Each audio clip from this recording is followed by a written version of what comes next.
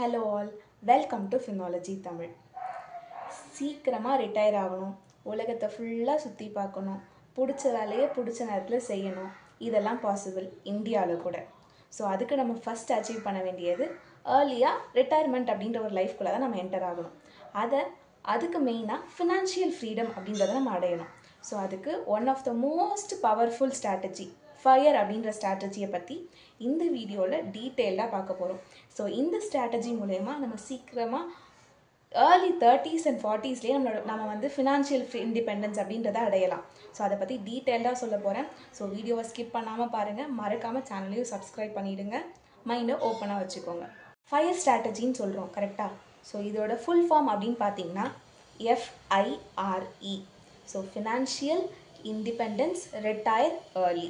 So இது வந்து ஒரு ஸ்ட்ராட்டஜி அப்படின்னு நான் சொல்கிறத விட இது வந்து ஒரு லைஃப் ஸ்டைல் அப்படின்னு சொல்லலாம்.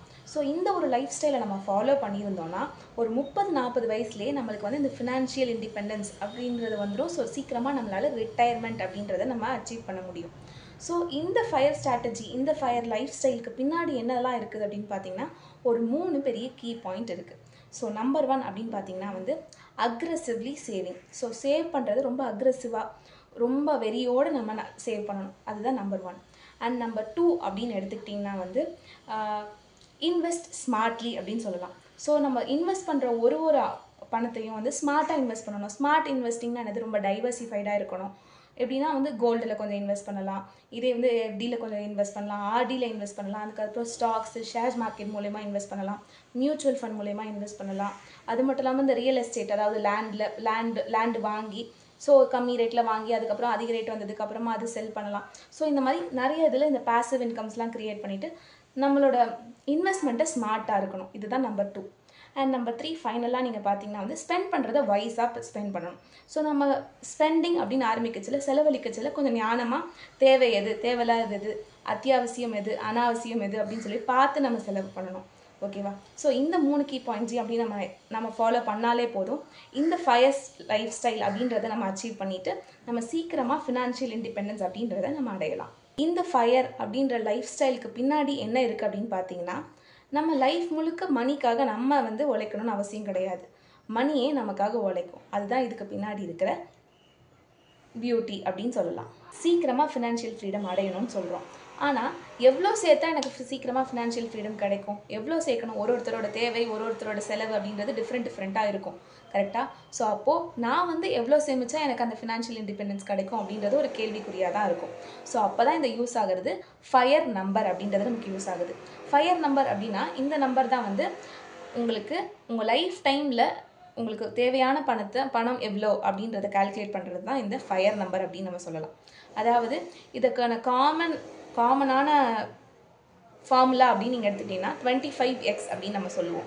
ஸோ 25x அப்படின்னா இப்போ ஃபார் எக்ஸாம்பிள் ஒரு வருஷத்துக்கு உங்களுக்கு எவ்வளோ செலவாகுது, உங்களோட எக்ஸ்பென்சஸ், உங்களோட ஒரு கம்ஃபர்டபுளான ஒரு லைஃப் வாழ்கிறதுக்கு ஒரு வருஷத்துக்கு உங்களுக்கு எவ்வளோ பணம் தேவைப்படுது அப்படின்றத நீங்கள் முதல்ல தெரிஞ்சுக்கணும்.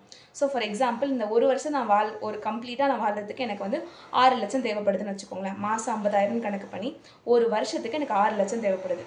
அப்போது இந்த 25x ரூலை நான் யூஸ் பண்ணி 25 into 6 lakh அதை நான் மல்டிப்ளை பண்ணணும். ஸோ 25 into 6 lakh நான் மல்டிப்ளை பண்ணால் எனக்கு 1.5 crore அப்படின்றது வரும். ஸோ 1.5 crore என்னது? ஸோ இந்த 1.5 crore அப்படின்றத நான் அச்சீவ் பண்ணிட்டேன்னா நான் வந்து என்னோட ஃபினான்ஷியல் ஃப்ரீடமை அடைஞ்சிட்டேன் அப்படின்னு அர்த்தம். ஸோ நான் இந்த இதை வச்சு என்னோட ரெஸ்ட் ஆஃப் த லைஃப்பை நான் வாழலாம். ஸோ இப்போவே நான் வந்து என்னோட கரண்ட் அந்த 9 to 5 ஜாபை நான் குவிட் பண்ணலாம். ஸோ அந்த மாதிரி என்ன வேணாலும் பண்ணிவிட்டு என்னோட ஃபினான்ஷியல் என்னோட ஹாப்பி ஜர்னியை நான் ஸ்டார்ட் பண்ணிடலாம். ஓகேவா? ஸோ இந்த மாதிரி அவங்கவுங்களோட தேவை, அவங்கவுங்களோட எக்ஸ்பென்ஸ் அப்படின்றது டிஃப்ரெண்ட்டாக இருக்கும். ஒருத்தருக்கு ஃபயர் நம்பர் டிஃப்ரெண்ட்டாக இருக்கும். ஸோ ஒரு சிலர் எனக்கு 10,000 வச்சே நான் ஒரு மாதத்தை நான் முடிச்சிருவேன். அப்போ எனக்கு அந்த வருஷத்துக்கு எவ்வளோ தேவைப்படும்? வெறும் 1.2 lakh தான் எனக்கு தேவைப்படும். ஸோ அதை 25ஆல் மல்டிப்ளை பண்ணிவிட்டு ஸோ அப்போ உங்களுக்கு எவ்வளோ தேவைப்படுது? இது 20,000, 30,000, ஒரு சிலருக்குலாம் 70,000 ஒரு மாதத்துக்கு ஆகும். ஒரு வீடு ரெண்ட் எடுக்கிறாங்க அப்படி இப்படின்னு சொல்லிட்டு அவங்களோட ஒருத்தரோட தேவைகளுக்கு ஏற்றபடி.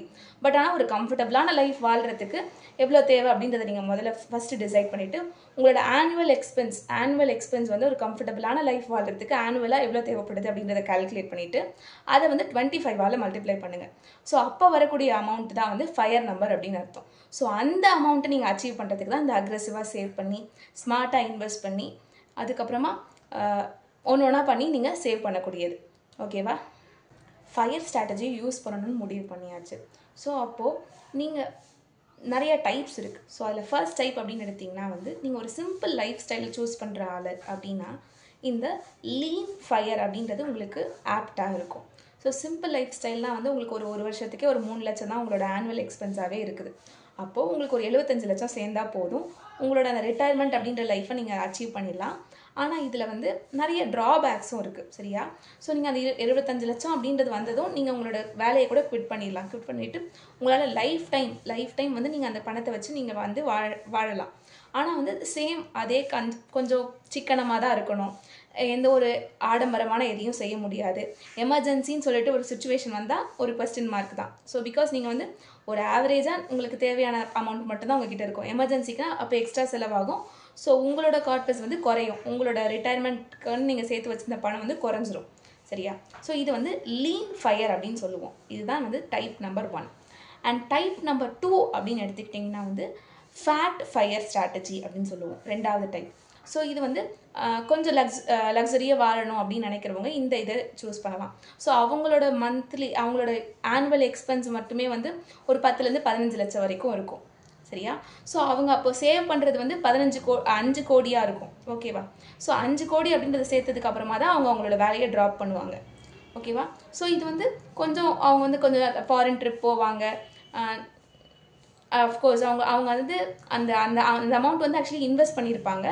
எப்போவுமே நம்ம இந்த ரிட்டையர்மெண்ட்டுக்குன்னு அப்படின்னு சேர்க்குற பணத்தை வந்து வெறுமையாக பேங்க்கில் வச்சு நம்ம எடுத்து சாப்பிடக்கூடாது. ஸோ 75 லட்சமாக இருந்தாலும் சரி, 5 கோடியாக இருந்தாலும் சரி, எல்லாத்தையும் நம்ம வந்து இன்வெஸ்ட் பண்ணியிருப்போம். ஸோ இன்வெஸ்ட் பண்ணிவிட்டு அதுலேருந்து வர பணத்தில் வந்து அவங்க சாப்பிடுவாங்க, நல்லா லக்ஸரியாக இருப்பாங்க. அண்ட் கடைசியில் வந்து அதை வச்சு வந்து அவங்களோட இதை வந்து ஃபுல்லாகவே கேரி அவுட் பண்ணிப்பாங்க. இதுதான் வந்து ஃபேட் ஃபயர் ஸ்ட்ராட்டஜி அப்படின்னு சொல்லலாம். அண்ட் ஃபைனலாக தேர்ட் டைப் 3 பேரிஸ்டா ஃபயர் ஸ்ட்ராட்டஜி அப்படின்னு சொல்லுவோம். ஸோ இது வந்து ரொம்ப பேலன்ஸ்டான ஸ்ட்ராட்டஜி அப்படின்னு சொல்லலாம். இப்போ ஃபார் எக்ஸாம்பிள், இப்போ நீங்கள் வந்து ஆவரேஜாக ஒரு 40 நீங்கள் வந்து ஒரு பேஷனோடு இருக்கீங்க அப்படின்னு வச்சுக்கோங்களேன். ஸோ அப்போது நீங்கள் வந்து உங்களோட அச்சீவ்மெண்ட்க்கான பணத்தை சேர்த்துட்டீங்க. அதுலேருந்து பாதி சேர்த்தாலும் சரி, முழுசாக சேர்த்தாலும் சரி. ஸோ ஆவரேஜாக வந்து நீங்கள் வந்து ஒரு 6 lakh உங்களுக்கு ஆகுது. ஸோ அஃப்கோர்ஸ் உங்களுக்கு வந்து ஒரு 1.5 crore நீங்கள் சேர்க்கணும்னு நினச்சிருக்கீங்கன்னு வச்சுக்கோங்க. 1.5 crore சேர்த்ததுக்கப்புறமா அந்த 1.5 crore நீங்கள் இன்வெஸ்ட் பண்ணியிருக்கீங்க. ஸோ அதுக்கப்புறம் சும்மா இருந்து அதை மட்டுமே ரிலை பண்ணி சாப்பிடாம உங்களுக்குன்னு ஒரு பேஷன் இருக்கும். நீங்கள் ஒரு டான்ஸ் டீச்சராக இருக்கலாம், ஆர்எல்ஸ் ஒரு டியூட்டராக இருக்கலாம், அண்ட் உங்களுக்கு ஒரு ஃபேஷன் டிசைனிங் மேலே ஒரு இன்ட்ரெஸ்ட் இருக்கலாம், ஃப்ரீலான்சிங் பண்ணலாம். ஸோ அந்த மாதிரிலாம் இன்ட்ரெஸ்ட் இருக்குது. ஸோ நான் சாகிற வரைக்கும் நான் சும்மாலாம் இருக்க மாட்டேன். ஸோ என்னோடய பேஷனையும் நான் ஃபாலோ பண்ணுவேன். சைட் பை சைட் நான் வந்து ஃபுல்லாகவே நான் அதை டிபெண்ட் பண்ணி என்னோட இது இருக்கக்கூடாது, எனக்கு ஒரு பேசிவ் இன்கமும் வரணும் அப்படின்னு நீங்கள் எதிர்பார்த்தீங்கன்னா, ஸோ ரிட்டையர்மெண்ட்டுக்கான பணமும் இருக்கும். அண்ட் சைட் பை சைட் உங்களுக்கு விருப்பப்பட்டு ஒரு வேலையை விருப்பப்பட்ட மாதிரி செய்கிறது. ஸோ டீச்சராக இருந்தால் நீங்கள் டியூஷன் எடுத்துகிட்டு ஓகே, தென் உங்களோட நீங்கள் அச்சீவ் பண்ண ரிட்டையர்மெண்ட் பணத்தை வச்சு நீங்கள் வாழ்கிறது. இதே ஒரு ஃபேஷன் டிசைனராக இருந்தால் நீங்கள் ஒரு நாளுக்கு நான் ஒரு ட்ரெஸ்ஸை டிசைன் பண்ணுறேன், ஃப்ரீலான்சிங் பண்ணிவிட்டு, அந்த மாதிரி ஒருத்தரோட ஃபீல்டுக்கு ஏற்றபடி நீங்கள் அதை பண்ணிவிட்டு இதையும் பண்ணியிருந்தீங்கன்னா உங்களுக்கு வந்து பேலன்ஸ்டான ஒரு லைஃப் கிடைக்கும். அஃப்கோர்ஸ் நம்ம வேலை செய்யாமல் ஒரு இடத்துல கண்டிப்பாக அப்படியே ஸ்டில்லாக இருந்தோம்னா, ஐடியலாக இருந்தோம்னா கண்டிப்பாக வந்து மைண்ட் அளவுலையும் நமக்கு பெருசாக இது இருக்காது, ஒரு பீஸ் ஆஃப் மைண்ட் இருக்காது. ஸோ நீங்கள் பேலன்ஸ்டாக இந்த ரெண்டுத்துலேயுமே பேலன்ஸ் பண்ணி இருக்கிறதுக்கானது தான் வந்து இந்த third type of fire strategy. So நீங்கள் ஃபர்ஸ்ட் வந்து ரொம்ப சிம்பிளான லைஃப் ஸ்டைல் வாழணும்னா இந்த லீன் அப்படின்றத ஃபர்ஸ்ட் டைப் எடுக்கலாம். இதே லக்ஸரியாக வாழணும் அப்படின்னு நினச்சிங்கன்னா அந்த செகண்ட் டைப் ஃபேட் எடுக்கலாம். அண்ட் நீங்கள் பேலன்ஸ்டாக இருக்கணும் அப்படின்னு நினச்சிங்கன்னா அந்த தேர்ட் டைப் ஸ்ட்ராட்டஜியை நீங்கள் ஃபாலோ பண்ணிக்கலாம். ஃபயரை நீங்கள் எப்படி அச்சீவ் பண்ணுறது, அதுவும் இந்தியாவில் இருந்துட்டு எப்படி அச்சீவ் பண்ணுறது அப்படின்றது ஒரு கேள்வியாக இருக்கும். ஸோ அதுக்கு ஃபர்ஸ்ட் அப்படின்னு நீங்கள் எடுத்துக்கிட்டிங்கன்னா வந்து உங்களோட எக்ஸ்பென்சஸை நீங்கள் ட்ராக் பண்ணணும். நம்பர் 1. ஸோ நீங்கள் ஒரு ஸ்ப்ரெட்ஷீட்டில் எக்ஸ்பென்சஸ்லாம் ட்ராக் பண்ணிவிட்டு எதெல்லாம் நம்மளால் குறைக்க முடியுமோ அந்த எக்ஸ்பென்சஸ்லாம் நம்ம குறைக்கணும். நம்பர் 1. அண்ட் நம்பர் 2 பார்த்தீங்கன்னா வந்து ரொம்ப அக்ரெசிவாக சேவ் பண்ணணும். அக்ரெசிவாக சேவ் பண்ணுறதுனா நம்ம சம்பளத்தில் 50லேருந்து 70% வரைக்கும் நம்ம சேவ் பண்ணுறதா தான் இருக்கணும். அப்போ தான் இந்த ஃபயரை நம்மளால் அச்சீவ் பண்ண முடியும். அதுதான் அது. அதுக்கப்புறம் ஸ்மார்ட்டாக இன்வெஸ்ட் பண்ணணும். ஸ்டார்டிங்லேயே சொன்ன மாதிரி ஸ்மார்ட்டாக இன்வெஸ்ட் பண்ணணும். ஸ்மார்ட்டாக எப்படி, கோல்டில், ஃபண்ட்ஸில், மியூச்சுவல் ஃபண்ட்ஸில், இண்டெக்ஸ் ஃபண்ட்ஸில், அப்புறம் ஸ்டாக்ஸில் அப்படின்னு சொல்லிட்டு எல்லாத்துலேயும் டைவர்சிஃபைடாக நம்ம வந்து இன்வெஸ்ட் பண்ணணும். அதை ஸ்மார்ட்டாக இன்வெஸ்ட் பண்ணுறது. அதுக்கப்புறமா வந்து ஒரே ஒரு இன்கம் மட்டும் நம்ம இன்கம்மை வந்து இன்க்ரீஸ் பண்ணிக்கணும். அதாவது ஒரே ஒரு இன்கம்மை மட்டும் நம்ம நம்பி இல்லாமல் நிறையா பேசிவ் இன்கம் ஜென்ரேட் பண்ணுறது, ஃப்ரீலான்சிங் பண்ணுறது, அந்த மாதிரி சொல்லிட்டு நிறைய விதமாக பேசிவ் இன்கம் வர மாதிரி நம்ம வந்து இன்கம்மை ஜென்ரேட் பண்ணுற மாதிரி நம்ம வந்து வழி வந்து ஏற்படுத்தி வைக்கணும். அண்ட் ஃபைனலாக வந்து எமர்ஜென்சி ஃபண்ட் அப்படின்றத கண்டிப்பாக சேர்த்து வைக்கணும். ஸோ நம்மளோட ஒரு 6 மாதம் எக்ஸ்பென்சஸை வந்து நம்ம சேர்த்து வச்சா தான் நமக்கு எமர்ஜென்சி ஃபண்ட் அப்படின்றத நம்மளால் அச்சீவ் பண்ண முடியும். ஸோ அந்த எமர்ஜென்சி ஃபண்ட் அப்படின்றத எடுத்துகிட்டு அது தனியாக வச்சிடணும். ஸோ இந்த 5 மூலியமாக தான் வந்து நம்ம வந்து இந்த ஃபயர் அப்படின்ற நம்பரை நம்மளால் அச்சீவ் பண்ண முடியும். அண்ட் இதையும் தாண்டி நிறைய ஸ்ட்ரகிள்ஸ் இருக்குது. சரியா? ஈஸியாக இந்த 5ஐயும் நம்மளால் பண்ணிட முடியாது. ஸ்ட்ரகிள்ஸ் அப்படின்னு பார்த்தீங்கன்னா வந்து விலைவாசி உயர்வு நம்மளை அறியாமலே ஆப்வியஸாக வருஷம் நாளுக்கு நாள் எல்லாமே உயர்ந்துட்டு தான், விலைவாசி உயர்ந்துக்கிட்டே தான் இருக்குது. ஸோ அது ஒன்று. அண்ட் நம்பர் 2 வந்து மெடிக்கல் எக்ஸ்பென்ஸ் அப்படின்றது நம்மளால் தவிர்க்கவே முடியாது. ஸோ அன்எக்ஸ்பெக்டடாக எதாவது நடந்ததுன்னா அது கண்டிப்பாக we have to tackle it. கரெக்டாக? ஸோ மெடிக்கல் எக்ஸ்பென்ஸ் அண்டு மெயினாக வந்து மார்க்கெட் வந்து எப்படி வந்து இதுவாகும், ஃப்ளக்சுவேட் ஆகும் நம்மளால் சொல்லவே முடியாது. ஸோ வந்து நல்லா பெர்ஃபார்ம் பண்ணிகிட்ருக்கோம் அண்ட் திடீர்னு ட்ராப் டவுன் ஆகும். ஸோ அப்போ வந்து நம்ம வந்து டென்ஸ் ஆகக்கூடாது. ஸோ அதையும் ரொம்ப இது ரிலை பண்ணாமல் டைவர்சிஃபைடாக எல்லா இதுலேயும் நம்ம இன்வெஸ்ட் பண்ணியிருந்தோம்னா வந்து இந்த ஃபயர் அப்படின்றத நம்ம அச்சீவ் பண்ணலாம்.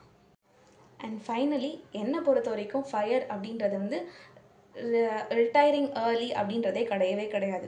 இது வந்து ஒரு விதமான ஃப்ரீடம் நம்ம அச்சீவ் பண்ணுறது. நம்ம நினச்சதை பண்ணுறணும் அப்படின்றதே ஒரு ஃப்ரீடம் தானே. ஒரு 9 to 5 ஜாப் போகிறத தாண்டி நம்ம நினச்சதை நம்ம பண்ணுறது அப்படின்றது தான் ஒரு உண்மையான ஃப்ரீடம். ஸோ அந்த ஃப்ரீடம் அச்சீவ் பண்ணுறது தான் அந்த ஃபயர் ஸ்ட்ராட்டஜி அப்படின்னு நான் நம்புகிறேன். ஸோ வந்து இப்போவே நீங்கள் ஏர்லியாக ஸ்டார்ட் பண்ணிவிட்டு இப்போவே நீங்கள் கன்சிஸ்டண்ட்டாக நீங்கள் உங்களோட சேவிங் ஜர்னியை ஸ்டார்ட் பண்ணிங்கன்னா கண்டிப்பாக ஃப்யூச்சரில் இதை குறித்து நீங்கள் அந்த ரெக்ரெட்டே பண்ண மாட்டீங்க. ஸோ சீக்கிரமாக ஸ்டார்ட் பண்ணிவிடுங்க, இன்வெஸ்ட் பண்ணுங்கள் அண்ட் க்ரோ மோர். ஸோ இந்த வீடியோ உங்களுக்கு யூஸ்ஃபுல்லாக இருந்ததுன்னா மறக்காமல் சேனலை சப்ஸ்கிரைப் பண்ணிவிடுங்க. அந்த வீடியோக்கும் ஒரு சின்ன லைக்கும் போட்டுருங்க. And if you have any doubts நீங்கள் மறக்காமல் கமெண்ட் செக்ஷனில் சொல்லுங்கள். அண்ட் ஃபார் மோர் வீடியோஸ் சேனலில் இருக்க பிளேலிஸ்ட்டை செக் பண்ணிக்கோங்க. தேங்க்ஸ் ஃபார் வாட்சிங்.